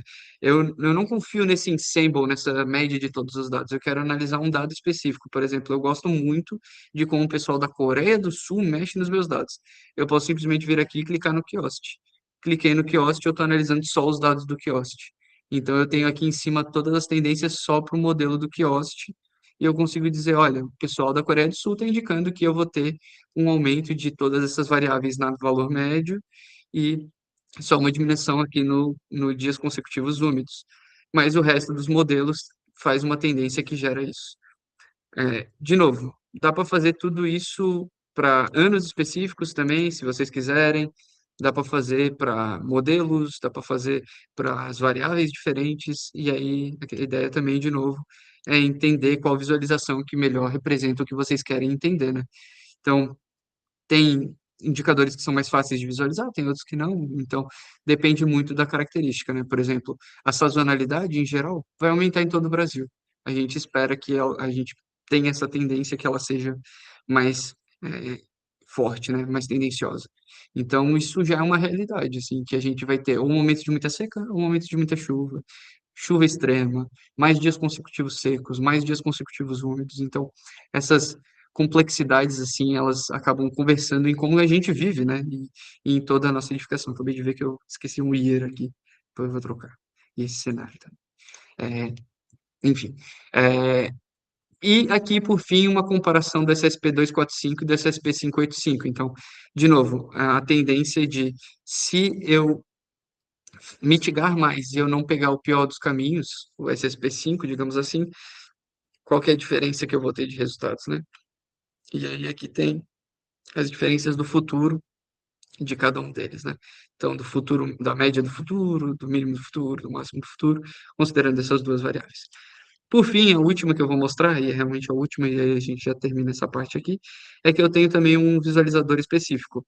Então, de novo, se vocês querem analisar só os dados do NESM para SSP2 e no período de 2060 até 2100, tá aqui. Aqui em cima já representado de mínima, média e máxima nesse período, aqui embaixo representado em plot, e aqui na esquerda como seleção. Se eu quiser um outro indicador específico, eu posso plotar ele também para ter aqui embaixo, e aí você tira um print e mostra para o seu professor. É basicamente essa a ideia, né? Que fique com um jeito de debater. Se você quer mais de um modelo, também é só apertar com Ctrl, você pode fazer a média de alguns modelos, e ele vai automaticamente atualizando tudo aqui em cima. Então, essa foi a ideia. E além disso que eu mostrei para vocês, né? Eu também tentei deixar o mais aberto possível todos esses dados, para que eles possam ser usados, replicados, aplicados e ajeitados conforme vocês preferirem. Então, aqui eu tenho, por exemplo, um método de execução passo a passo de como fazer tudo que eu fiz. Então, se vocês quiserem, se vocês souberem fazer código, basicamente entram no meu GitHub e aí aqui eu tenho tudo que eu fiz de simulação. Então, Rainfall Series Transformation, aqui tem uma explicação em inglês, mas de passo a passo de tudo que foi feito, todos os processos, todas as variáveis, cada uma das equações rodadas, como é que os arquivos foram baixados do Valarin, é, tudo. Então, a ideia é que isso nunca seja finito, que isso seja um trabalho, de novo, demanda, construção, aplicação, né? Então, aqui, por fim, só os dados das pessoas que trabalharam nesse projeto, o pessoal da USP e o Eugênio, que é meu orientador aqui em Portugal. E é o meu orientador e um amigo meu que me ajudou nessa parte de programação e execução. Então, ah, bom, era isso que eu tinha nessa parte. De novo, eu vou aproveitar meus últimos 5, 6 slidezinhos, é bem rapidinho, só para puxar a sardinha para o meu lado de novo. Para mostrar aqui o estudo de caso, né? Então, aqui, por exemplo, como eu falei, a gente faz muito trabalho com aproveitamento de água da chuva. Então, aqui já trazendo uns dados não publicados e completamente inéditos para vocês, das tendências para o Brasil, né? Então, fazendo a simulação para uma casinha de como o aproveitamento de água da chuva vai mudar para o Brasil, a gente consegue ver que o Brasil tem diferentes níveis de performance. Em geral, o aproveitamento de água da chuva vai ser melhor onde tiver mais chuva, né? Então, região sul e sudeste e região norte acaba sendo melhor. Não significa que não seja necessário nas outras regiões do país, né? Mas essa tendência a gente acaba visualizando um pouco maior. Obviamente, no nordeste, com mais seca, onde eu vou ter o menor aproveitamento, mas a maior necessidade, talvez, desses tipos de sistema.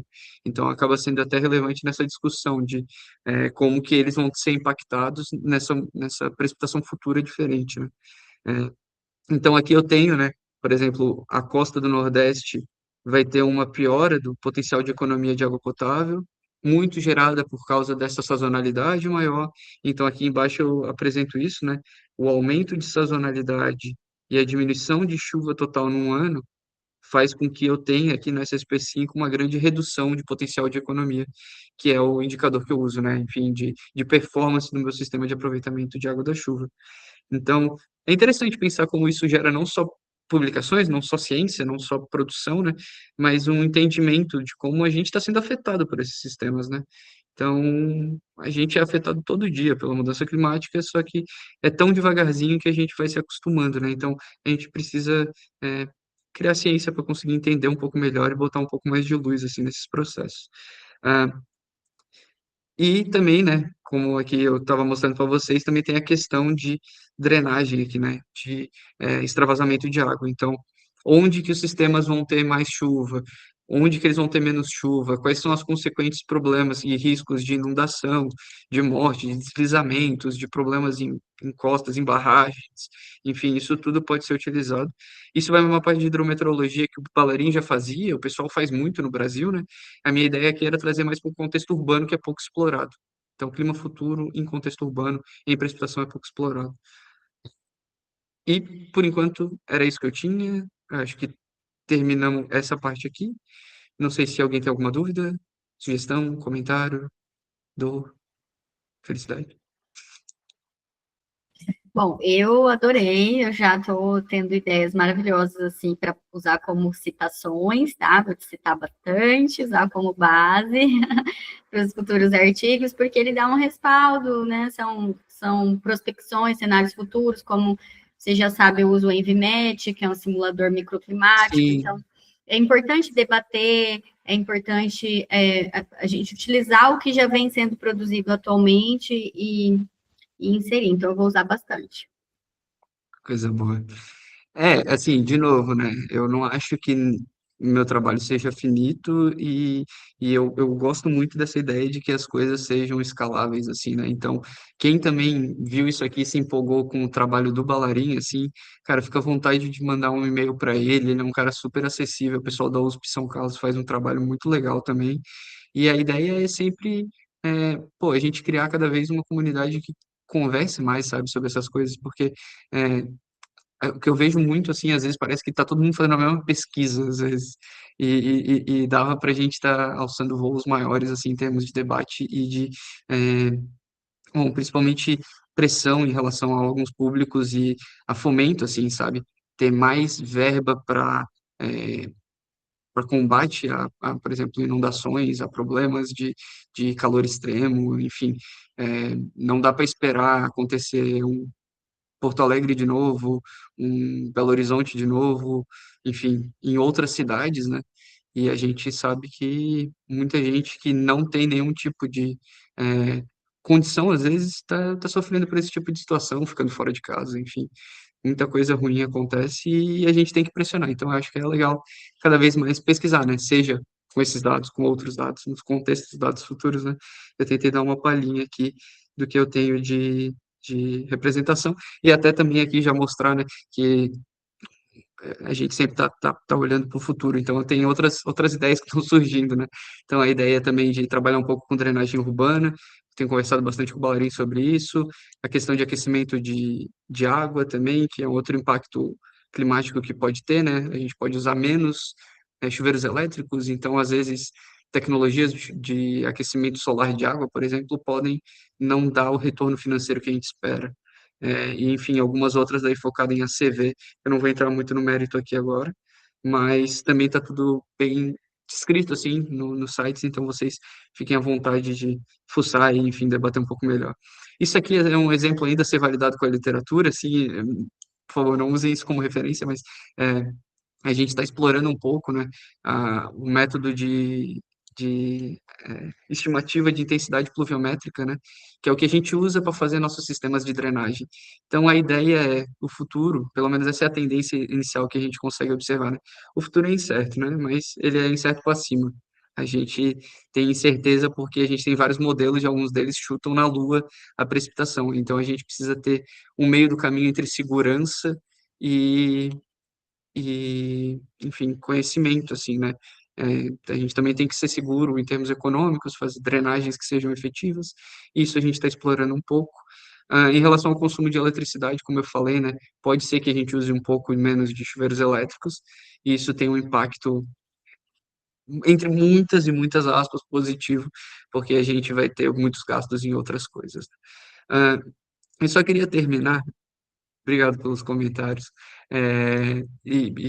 De novo, assim, todas as coisas que a gente está debatendo aqui, pode depois vir por e-mail, fiquem à vontade, assim, meu contato não é só da boca para fora, viu? Eu só queria falar que projetar para o passado, assim, eu acho que é meio forte, mas acho que a gente precisa ser forte às vezes nessas coisas. Ele não é errado, eu acho que é criminoso mesmo, assim. A gente tá, às vezes a gente coloca pessoas em situações que as pessoas não têm como sair dessa situação, morando em condições ruins, com residências que não estão preparadas e que vão cada vez mais estar mais quentes e mais perigosas mesmo. E a gente pode também estar colocando pessoas em condições de estarem em locais alagados, enfim, a gente sempre tem que pensar que, obviamente, que nenhum de nós é capaz de fazer tudo, né? E a gente é humano, obviamente a gente erra, mas eu acho que como ideia geral, assim, eu acho que a gente tem que pensar que as pessoas precisam dessa segurança. É, de novo, né? A gente vê cada vez mais, enfim, situações em que só um pouco de água e um pouco de sombra não estão sendo mais suficientes. E algumas das soluções aqui, né? Só para puxar o saco, puxar a sardinha pro lado da Camila, assim, né? Mas a arborização urbana é muito importante, água em abundância, sombras, baias para condicionar, a gente precisa ter situações e condições que as pessoas realmente tenham o mínimo de conforto, né, o mínimo de condição de vivência, né? Então, só para terminar, esse é o slide final mesmo. Aqui tem os dois QR Codes, do Curalab e do Ascense, do meu projeto de pesquisa, do projeto de pesquisa junto do Enedi, da Tailana, da Andréia, de todo mundo aí que eu mostrei antes para vocês. E o Coralab aqui também em Portugal, o pessoal também tem feito pesquisas muito interessantes. É, por exemplo, tem uma pesquisa recente no Irã de uma mulher que fez toda essa análise para as edificações do Irã, que lá também é muito quente. É, aqui o pessoal da Universidade de Coimbra também faz muita pesquisa para a Península Ibérica. Então, enfim, fica a sugestão de artigos, leituras, parcerias e de tudo de bom aí. E é isso. Passo a palavra de volta para Camila. Uhum. Bom, muito obrigada novamente. Você recebeu muitos elogios aqui pelo chat. Eu acredito que o pessoal vai te procurar por e-mail, porque quando a gente vê um conteúdo tão robusto assim, às vezes a gente ainda fica processando mais um pouco, ver onde que eu vou inserir na pesquisa, onde que eu Sim, vou organizar. Então, tenho certeza que vai receber alguns e-mails dentro dos próximos dias, porque temos mestrandos, doutorandos e outros pesquisadores aqui também. Então, acredito que vai surgir alguma parceria.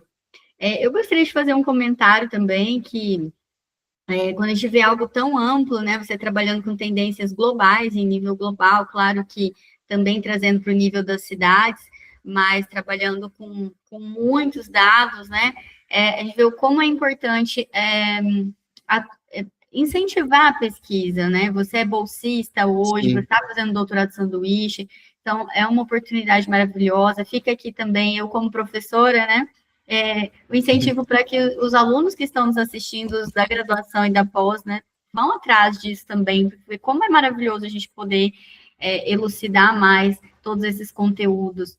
E também outra questão que eu vejo, assim, eu trabalho né, no nível da microescala, né, simulação microclimática, então, às vezes eu fico pensando, assim, como que tudo isso pode casar e funciona muito bem da gente ter uma base macro, também fazer as simulações micro, entender o que funciona para um loteamento, para um quarteirão, para uma quadra, no nível da cidade, e depois também ter essas tendências, né? E, e se a gente não for testando, como você mesmo diz, pegar vários índices, os indicadores, os tipos de dados, a gente não sai do lugar, né? Então, eu, Sim. eu vejo que tudo isso já são tentativas muito assertivas e que a gente está evoluindo cada vez mais. Eu venho participando dos ENCACs, de outros encontros também relacionados, e a gente vê o quanto que isso já foi progredindo, né? Então, deixo aqui meus parabéns e que vocês participem, todos que estão aqui, do próximo mini curso também do Observatório do Clima, mês que vem. A gente quer fazer um por mês, então deixo aqui já o convite para vocês seguirem a gente nas redes sociais para o próximo. E é isso, obrigada a todos, obrigada, Igor, de verdade. Você deu seu tempo aí, é outro fuso horário, tá? Usando a infraestrutura aí do seu laboratório. Muito obrigada. Rapaz, eu que agradeço pelo convite, de novo, assim, eu eu sempre quis deixar esses dados o mais usáveis possíveis, e quando tu publicou que estava começando o observatório, eu pensei que era uma grande oportunidade da gente fazer uma parceria muito boa. Então fica todo, de novo, o convite, né, para todo mundo. Quem quiser ler mais dos nossos trabalhos, ou tiver dúvidas Uhum. específicas, ou tiver interesse em recortes específicos de dados, de análise, enfim, a gente dá o nosso melhor aí para poder conectar bem. Isso. E é isso. E Eu que lembrando que agradeço. são bases que já estão organizadas, né? Então, são dados já processados, organizados, com uma interface amigável e que todos nós podemos utilizar em algum nível nas nossas pesquisas, seja para uma revisão bibliográfica ou para uma aplicação mais prática. Então, é muito Sim, interessante. perfeito. Então era isso. Não sei se quer parar a gravação. Vou parar aqui a gravação. Beleza. Eu te passo o PDF